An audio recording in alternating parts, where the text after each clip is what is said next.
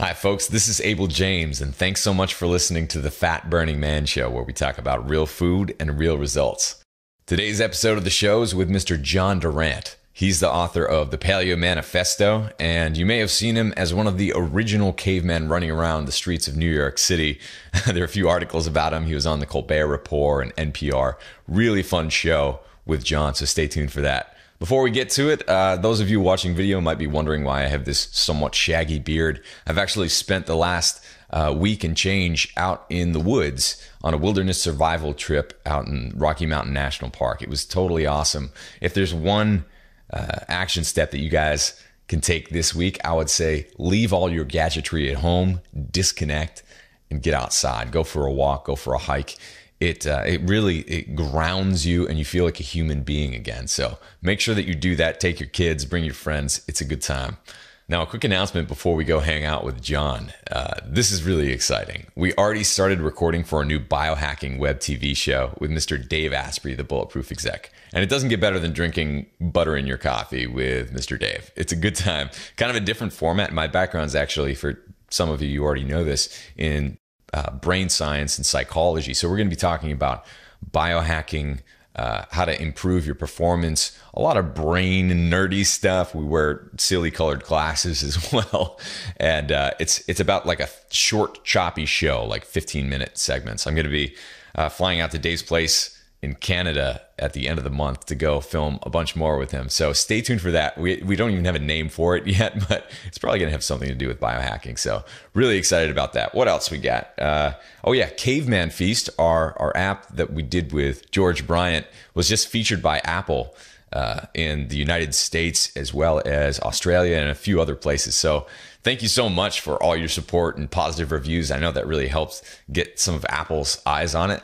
If you haven't already checked it out, it's just Caveman Feast on the iPad and iPhone. We're also working on an Android version. I know a lot of you have been asking for that, so stay tuned. That should be out in the next, I don't want to overpromise, but next couple of months. Let's just say that. In other news, the Fat Burning Man Show has been kicking butt in the podcast rankings all across the world. #1 in health, which has been totally awesome. Thank you so much for all your support and your listens. It helps so much. So if you haven't already, please take a moment just to let us know what you think of the show. Leave a review for the Fat Burning Man Show on iTunes. I really appreciate it. All right, on to the show with Mr. John Durant. He's the author of the Paleo Manifesto. This is a super fun one. We talk about how we're all out of touch with the way that humans should be living right now. We also talk about why aliens have orange eyes and even act out tea time with Henry Wadsworth Longfellow. Yeah, take a listen. This is a fun one. All right, let's go hang out with John. All right, folks, John Durant is the author of the Paleo Manifesto, Ancient Wisdom for Lifelong Health, and has been featured in the New York Times, the Colbert Report, and NPR. After eschewing his life as a desk jockey, he now spends his time blogging at huntergatherer.com and roaming the wilds of Manhattan. What's cooking, John? How you doing, Abel? Life is grand. Good, good. You were one of the first people in the public spotlight anyway, in the mainstream public spotlight, to be made fun of as a caveman. Exactly. There was always those commercials and stuff like that. You talk about that in your book. What was it like to be there at the beginning compared to now? Because I think now it's almost becoming cool, right? Totally. I started eating paleo in fall of 2006. And for years, I was the only person I knew that my friends knew that did it. And so it was years of caveman jokes. And I do happen to resemble a caveman.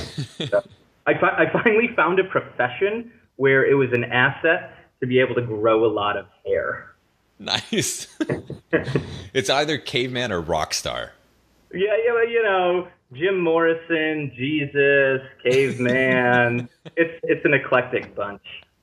That's true. So why do you think that the pendulum is starting to swing then? Because it's even like for me, I know that when I started things up, and you mentioned this in the book as well too, which I really appreciated, that basically organic is for hippies and diets are for women, not for like burly men, that sort of thing. It wasn't cool to think about diet at all. But now it seems like that's starting to change. What's going on?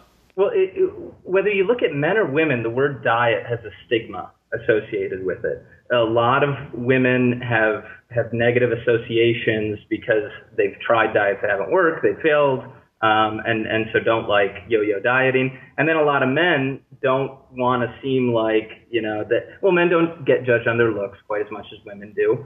And so there isn't the pressure to like fit into a bathing suit or whatever. So actually, when I sat down with different publishers in New York, in my initial meeting with them about pitching this book, one of the conditions was that the word diet could not appear on the cover of the book. Really? Yeah. So that's awesome. Which actually is sort of a big deal because the diet book category is a known category. They know where to put it in the bookstore. Right. People know what they're getting, and it does sell more books. But I just wanted to make it very clear that this was more about a healthy lifestyle rather than just a list of foods to eat or not to eat. Yeah. So has that changed a lot for you over the years? Because you've been doing it for a while now. Like, what did it look like then compared to now? Yeah, it was paleo 1.0. There was a lot of it was very low carb. There was a lot of fear of things like potatoes, and we would argue over whether certain foods were in or out. What I've basically found through my own personal experimentation is I've gravitated towards a little bit of full-fat dairy. I do fine on. I've incorporated that, and then now that I'm in a pretty healthy state. If I want more carbohydrate, I add a little bit of rice. If I'm at the best pizza place in Brooklyn, I'm not gonna stress, having some pizza and stuff like that. So I've sort of figured out with specific foods my boundary, kind of like with alcohol. Everybody sort of knows how much alcohol they can drink before they get a hangover the following day. Right. Well, not everyone. Well, no. Well, see, because alcohol corrupts our judgment. That happened to you too. That happened to me. Does alcohol corrupt your judgment? I thought it was just me. Yeah. No comment. Yeah. No, I think I definitely need a girlfriend right now to be there and say, John, you're drinking too much. I love it. So why are cave people such a joke? I think that's one of the problems with the paleo PR thing is that it's kind of thought of as a joke. Well, but here's the thing. I was just at the Ancestral Health Symposium down at Atlanta, which is a sort of mix of academic and practical in the ancestral health space. And there's an anthropologist at Emory University named Mel Connor, a very respected anthropologist. And he was one of the co-authors of the Paleolithic Prescription, which I think came out in 88 or something like that, late 80s. And he was showing some of his media attention in the late 80s, and it was the exact same stuff. Really? Caveman jokes all over again. So this caveman and civilization seems to be a recurring theme. I mean, going way back, it's just maybe back to the Flintstones and before. I'm not really sure. Yeah, it's funnier than cabbage soup, I guess. Anything is funnier than cabbage soup. Is cabbage soup funny? Has it ever been funny? Yeah, well, it's a diet. I'm just trying to think of other examples of the ways that you can make fun of a diet. And I make fun of cabbage soup quite often because I can't think of anything worse than... Yeah, totally. Yeah, I mean, it's so bad that cabbage soup. It's the peasant diet. Yeah. So the Russian serf. Yeah. So I was going to say, I remember... years ago, reading an article about cavemen living in New York and that sort of thing, and eating raw meat and having bloodletting parties and all this stuff. How does that match up with reality? Not so well. I can sit down and have 2-hour-long conversations with journalists about subtleties of evolutionary biology, and then the piece comes out. And it's the same old caveman stuff because they know what grabs eyeballs, and then 6 months later, a year later, there will be media pieces that criticize the media interpretation of paleo. So you kind of just gotta water off a ducks back. You kind of just got to roll with it, and ultimately people will try it or they won't. Yeah. And if they get good results, they'll keep doing it. Yeah.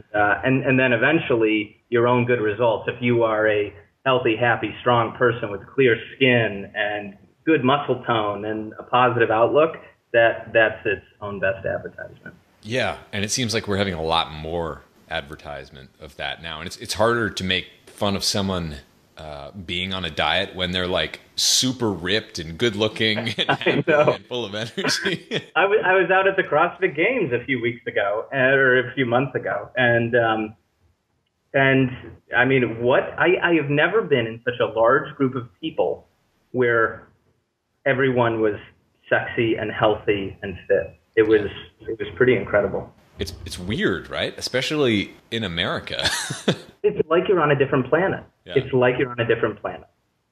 Yeah. And what you also realize is how many people are sexy. I mean, right. If you are healthy and fit, you get a little bit of sun, have a little bit of color.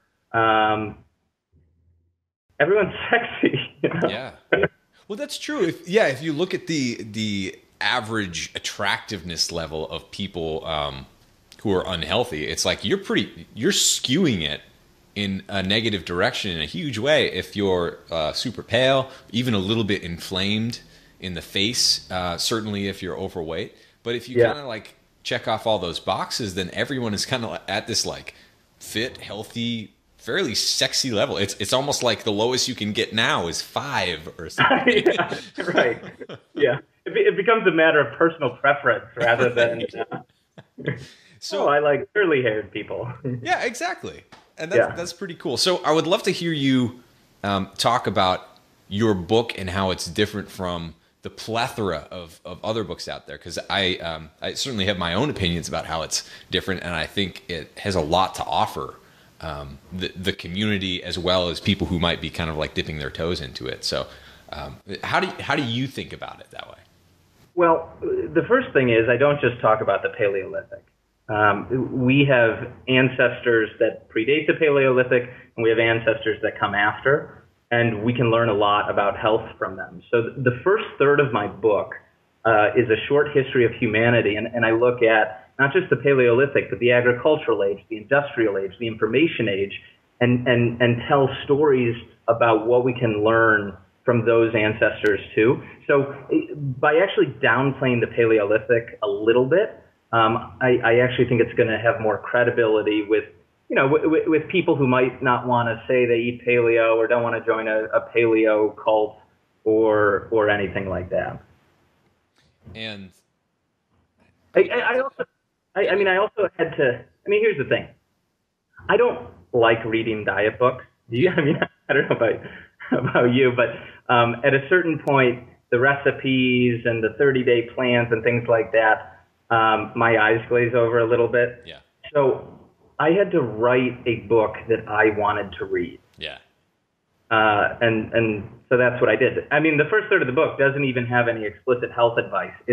I go to the Cleveland Zoo to learn how to keep gorillas healthy in captivity. I get a tour of the Harvard Fossil Archive and get to hold an 80,000-year-old hunter-gatherer skull with a beautiful set of teeth, which was really freaking cool. I have a chapter on infectious disease and how a lot of early religions helped people adapt to a habitat with a lot of infectious disease through things like hand washing and bathing. So there's a lot more breadth of topics there than just looking at hunter-gatherers or the Paleolithic. Yeah. And what did you find when you were putting this book together in terms of anthropology that most people might not understand, even if they are kind of in the paleo community right now? Well, I think it's absolutely correct that there's a huge amount of variation in how hunter-gatherers lived over the course of the Paleolithic, depending on their geography, depending on the season, depending on their culture.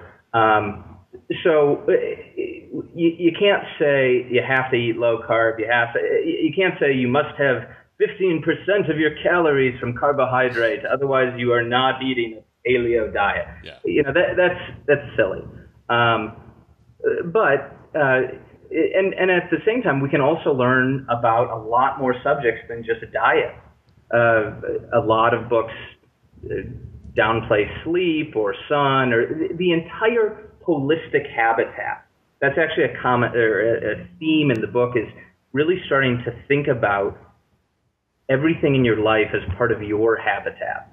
It's your coworkers, it's your office space, it's your budget, it's your personal preferences, your home, where you work out, all those things, and to start thinking about how you redesign or tweak or alter or modify your habitat so that it's one that you flourish in.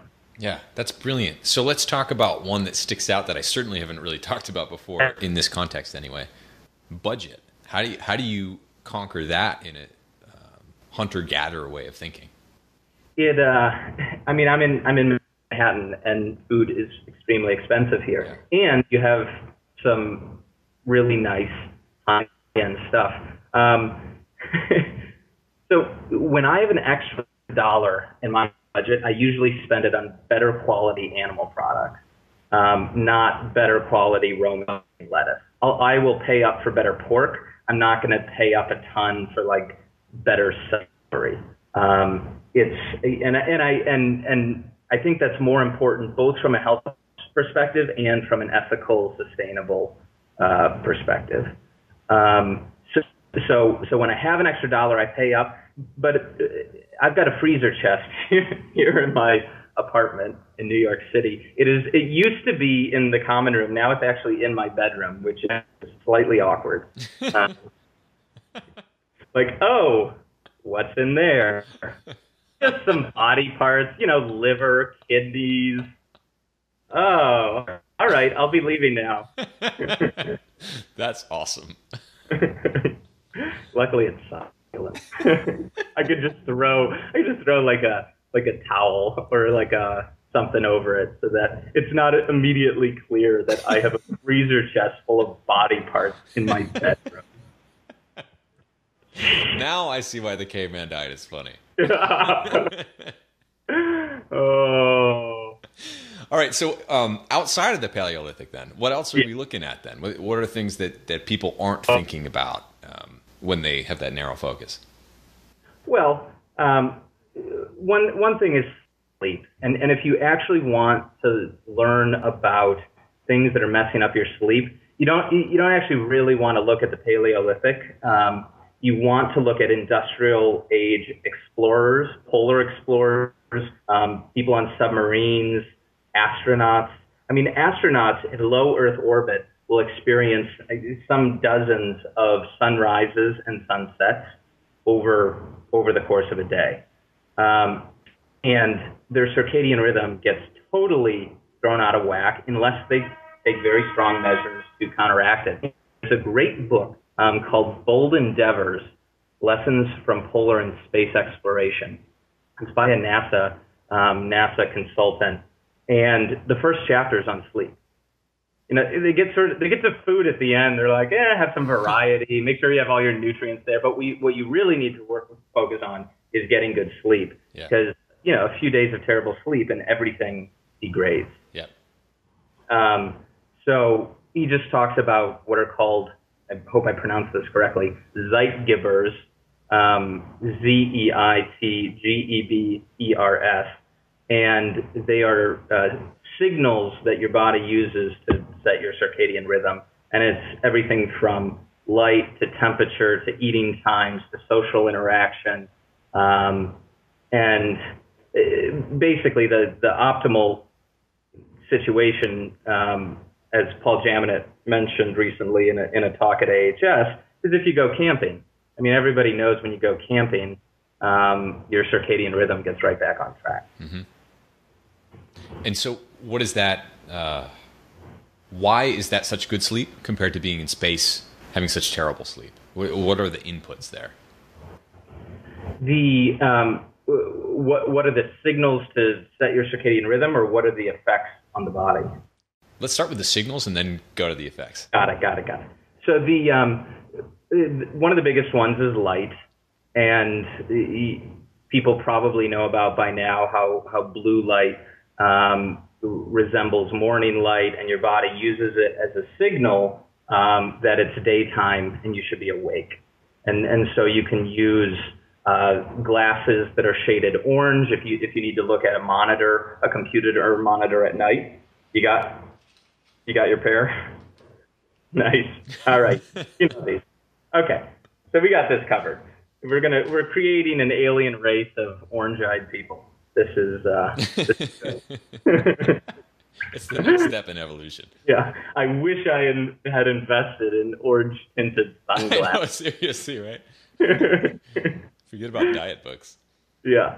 But it's not just light. It's temperature. And now there are great thermostats. What are they called? Nest, I think, that where you can very easily adjust your thermostat so it gets cooler at night and warmer during the day. Your body responds to this hormonally. Food, try not to eat too late at night because, again, it's another signal that it's daytime. So I do my best to eat when it's light out. And then there's some interesting studies on faces and how when you see a lot of human faces in the morning, that sets your circadian rhythm and social interaction. But if you're watching a bunch of TV late at night with tons of faces on it, it's a signal to your body that it's morning and it's daytime rather than night. That's fascinating. Yeah, it's amazing how sophisticated some of the software inside of us is. Yeah.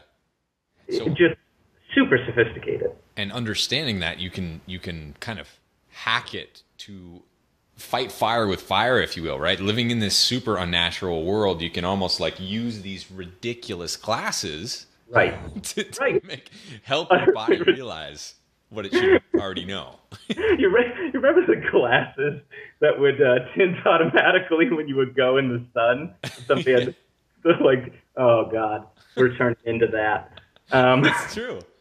It's true, and it's kind of cool. But how in the world do you, knowing what you know, try to live a natural life in what might be one of the most unnatural places in the universe, New York City? Right.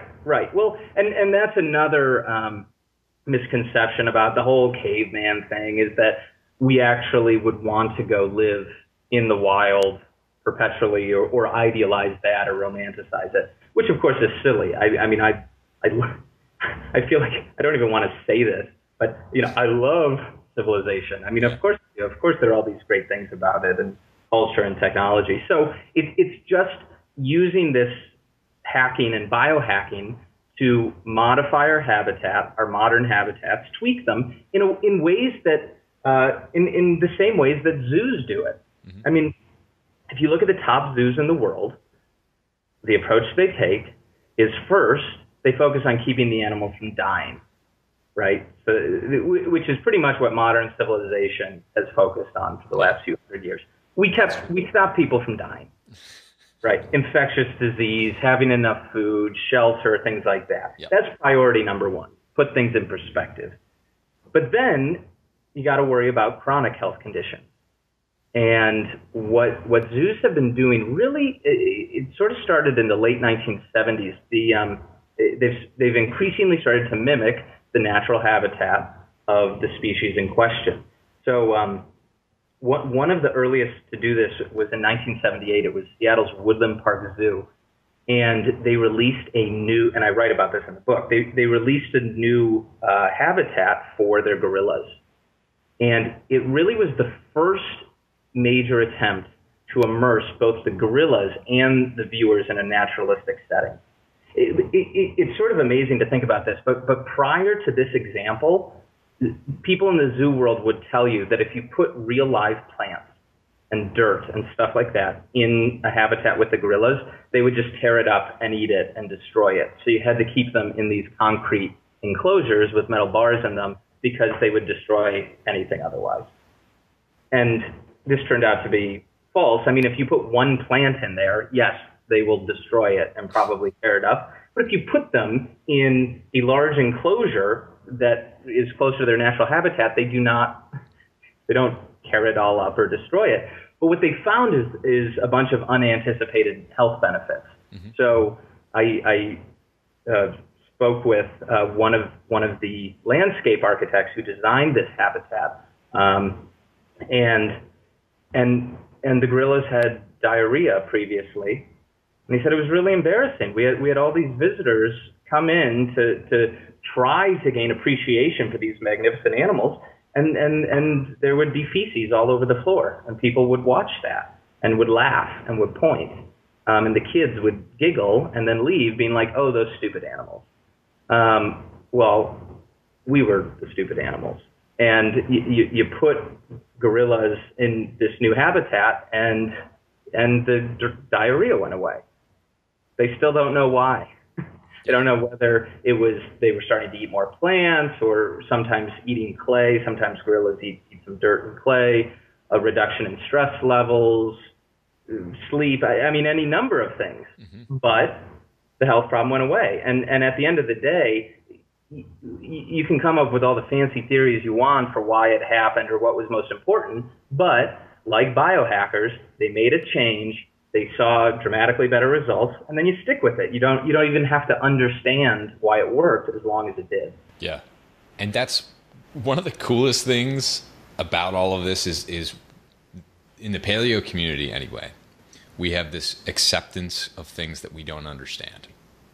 It's like we don't need to necessarily prove that something works if we inherently know that we're all doing better doing that thing, right? Right. We kind of need to take that leap first, see if it works, and then we can prove it with science in some cases. That's how you move things forward. Exactly. It's this balance between theory and practice.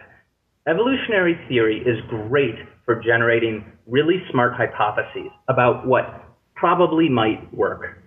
But no theory, unless you're talking about physics and sending the space shuttle to the moon, no theory in biology is going to tell you for sure what is going to work for you. Mm-hmm. You have to try it. You have to do it. And you have to experiment. And, I was with Nassim Taleb was speaking at the Ancestral Health Symposium, and a big theme of his work is experimentation, mm-hmm. Hacking, financial traders who don't get consumed with grand theories and mathematics, but figure out simple heuristics that seem to work through experience. Mm-hmm. And that's the same ethos here. Yeah. Now, I just want to bring up something that's really cool. If you're listening, you can't see this, but you're standing right now, and I am as well. But right. One of the fascinating things to me about doing so many of these interviews on my show, as well as other people, with people who understand the importance of modeling our natural habitat, how many of them are sitting while they're doing these interviews? I know. You're like, I can literally count, and I'd be surprised if it were more than you and maybe one or two other people. And I do hundreds of interviews. I can count the amount of people who are actually standing. And not only are you standing, you're kind of like dancing around, moving around the way that you should be if you're talking in an animated way. And I just want to say that's very cool. Thank you. Well, I have a rule now where, it's not when I stand up, particularly when I'm talking on the phone with someone else or doing a podcast or an interview, I'm not doing it because I think I'm going to get some minute health benefit. I'm not because I'm burning 7 more calories. My frame of mind is better. I'm more active. I'm more confident. And feel more assertive when I'm standing up than when I'm sitting down. When people are sitting down, half the time they're practically in the fetal position. Yeah. There's some super interesting studies on how it's not just that your level of testosterone, say, will influence your body language and how you walk, stand, talk, but your body language influences your levels of testosterone and other hormones. Mm-hmm. And if you stand and bear yourself in a confident way, you will feel and be more confident. Yeah, that's so cool. And that applies also to being happy or sad. I remember when I was in college, we were looking at a few studies that are basically, I think one of them was you put a pencil in your mouth, either lengthwise or sticking straight out, which forces you to either kind of have a smile. It doesn't really look like you're smiling, but you have to open up your mouth as if you're smiling, or have a neutral kind of saddish face. And people actually were much happier when they had a pencil in their mouth, like lengthwise, than otherwise. So it's like these feedback mechanisms are absolutely fascinating. So we're going to be wearing our orange sunglasses with pencils in our mouths, standing all day. We are there. Yeah, there we go. There we go. This is the future, folks. Oh, what a bunch of weirdos. No, it's awesome. It's amazing. I'm a big believer in faking it till you make it. Mm-hmm. People sometimes say that in sort of a negative way, or you're being something that you're not. If we're talking about being healthy or confident or having a positive outlook, man, fake it till you make it, for sure. Yeah. Totally. Lean in, lean forward. And it's so easy to do some of these things, isn't it? Like you standing right now is a matter of you standing and pushing your monitor a little bit like wider, pointed to the ceiling, right? I mean, that's all you really had to do there. Right. But well, it's an enormous effect. I've got a plastic crate here, and sort of a cardboard box to make it a little bit higher. I'm not using anything fancy. I have a pretty cool sidebar in the book looking at famous authors throughout history who have written standing up, and it's really incredible. So Dickens, Hemingway, Vladimir Nabokov, Nathaniel Hawthorne, a bunch of others, Thomas Jefferson, Benjamin Franklin, the German composer Brahms. And what's interesting about writing is that it may be one of the oldest continual sedentary professions. Mm-hmm. I mean, scribes have been sitting down to write things for a very long period of time, and some of the most brilliant writers have basically figured out that they get better ideas and they're more creative and their brain works better if they're standing or walking. So I did a fun piece of research on this. I went into Google Books and searched for any type of phrase that might refer to standing or a standing desk, and cataloged as many famous people as I could throughout history that used standing desks, stand-up desks, executive desks, artists using easels, things like that.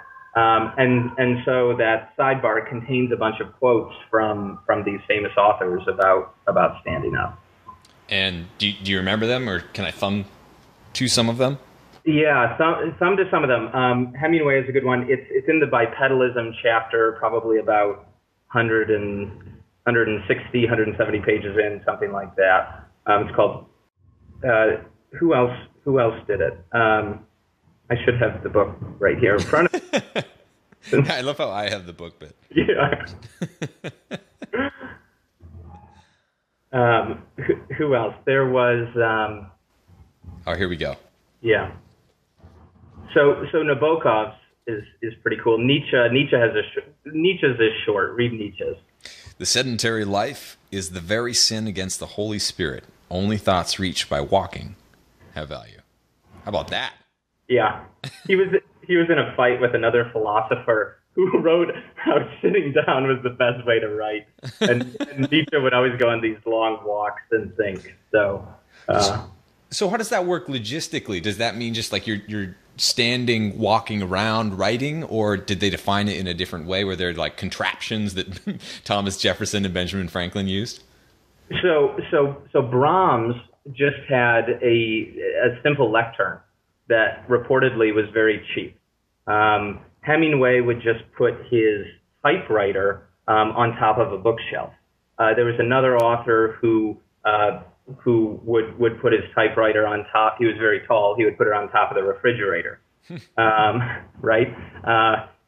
People, have you seen how some people will use little soft mats to stand on a little bit? Hemingway one-upped everyone on that. He would stand on the skin of a kudu, and which he had shot in Africa. So, of course he did. Yes, of course he did. I mean, come on. So you don't have to go out. That's one of the misconceptions, is that people have to go out and spend $150, $200 on some standing desk. I've never bought a standing desk in my life. I just find countertops, or I'll have a milk crate around or something like that I can throw on top of something, and I've got a laptop, and I'm ready to go. Yeah, I have speakers on my desk. That's how I do this. Cool. I put it on. Good. I put my computer and my keyboard on top of speakers. That's good use. Good use for them. And then here's a cool one. The poet Longfellow. He translated. He was the first American to translate the Dante's Inferno, and he would do it in 10-minute spurts while he was boiling tea each morning. So he'd put the tea kettle on the stove, and then he would spend the next 8 to 10 minutes translating Dante's Inferno. And so it took him years and years and years, and I think a few decades, to finally complete the translation. But he did the entire translation standing up in 8 to 10-minute bursts over the course of a few decades. That's cool. Yeah. Yeah, and if you think about it, when are you least productive? I know that when I was a desk jockey in consulting, it was always when I was sitting at my desk for like 2 hours straight. So I learned not to do that, you know? And how many people do that all day long at their desk job? It's shocking. Well, when you, at some point, I think companies will start to realize that people are more productive and more active during the day, yeah, and then prepare for a little bit of workplace incentives to get people to stand up. Yeah. But at the same time, I think that the workday is the best time to stand up, because who doesn't like to relax when they come home at the end of the day? Yeah. When I'm done working, I don't. If I'm going to lie down on the couch, I'm going to lie down on the couch, and I'm not going to worry about it. Yeah. But I've taken care of my livelihood. I've accomplished something, and then I just kick back and relax. Yeah. Now, we only have a little bit of time left, but I'd love to hear you talk about something that that's close to me, because I've always been a runner, and I was taught how to run wrong because I was wearing big, puffy, cushy shoes. So not only do you describe why it's important to look at the foot and barefoot running, but also just being barefoot in general. So I'd love for you just to wrap on that a little bit. Yeah. Well, here's the thing. A lot of us weren't even really taught how to run. There was just a way to run, and we all did it. We threw on a thick pair of Nikes and just went out and ran. The key issue with most people's running stride is not barefoot versus shoes per se. It is a heel strike versus a gentle forefoot strike or midfoot strike. So even if people don't, the body's natural way of absorbing impact is to use the front of the foot, to use the arch of the foot, to allow the heel to come down, the knee to bend, and then to take off again. So this can be very useful even if somebody doesn't end up being a barefoot runner. And I think that's a misconception out there, is that it's binary. You either run with shoes or you're a barefoot runner. And if you want to learn from the barefoot thing, you have to join the barefoot cult. And, you know, you don't. Even if you end up running with, say, a more minimalist pair of shoes on an ongoing basis, running completely barefoot can be used as skill development, not just conditioning or burning calories or things like that. Going completely barefoot, even right at the beginning, on a short, hard, flat surface, and only going 25 yards back and forth, is great training to learn a gentle forefoot strike, a gentle running stride, and then you'll start to realize how weak the foot is, or most people's feet are.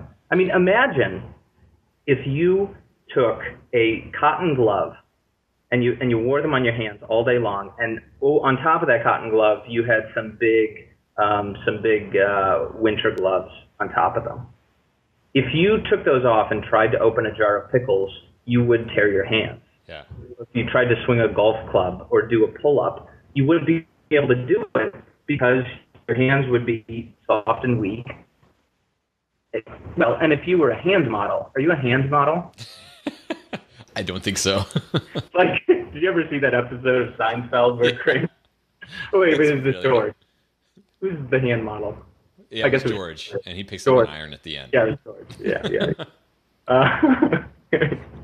But if we were all hand models and rich and famous, we would have really weak hands. And the same principle applies to feet. So even if somebody doesn't become a barefoot runner completely, just strengthening the foot by walking barefoot, hiking barefoot, or just doing some little exercises if you go out to the track or if you're out running, can be a great component to a typical workout.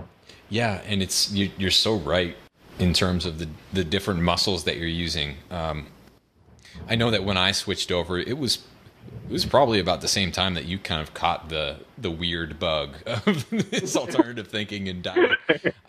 I started thinking about just being barefoot and barefoot running back in 2006 or something. And my foot actually shrunk. My arches went straight up and all of a sudden became very strong. But when I switched over, it was like I went from being able to run, 7 or 8 miles was my typical run, to like 3/4 of a mile. It was like I was using such different muscles. It's like that scene in Rocky when he swims for the first time. Yeah, it was like that. You're using muscles you didn't even know that you had. You really need to retrain them. But what it did was it also allowed me to improve my posture just kind of naturally. I'm standing here barefoot right now. I'm barefoot like 80 to 90% of the day, and I know that it has these incredible effects, especially like when I'm doing Krav Maga, doing self-defense type stuff. Other people are like falling over themselves a lot of the time, and I'm on my feet because I'm on my feet all day instead of on those cotton, squishy mitts or whatever. Slippery, moist, bacteria infested. Yeah, that's true. They're pretty gnarly, those shoes. Well, bacteria love warm, moist environments that are enclosed. Mm-hmm. So if people are struggling with athlete's foot or things like that, actually more barefoot, more sunshine, more exposure to the elements can be a huge help. Yeah, totally. Well, I can't believe it, but we're almost out of time, John. Why don't you tell folks a little bit more about your book, where they can find it and where they can find you? Yeah, it's called The Paleo Manifesto, Ancient Wisdom for Lifelong Health. It came out on September 17th. It's available in Barnes & Noble, Amazon, everywhere, wherever books are sold, as they say. And if you hate reading diet books, then you might like this one. Yeah, I can attest to that. It's one of the more fun books I've ever read on this subject matter. It's funny, it's entertaining. Each sentence makes you want to read the next one. It's really good stuff. So I'd encourage you guys all to check it out. Cool, appreciate it. Of course. All right, so John, thank you so much for coming on. I'd love to have you back down the road.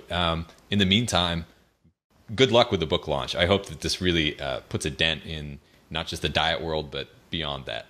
Cool, thanks a lot, man. Would love to come back.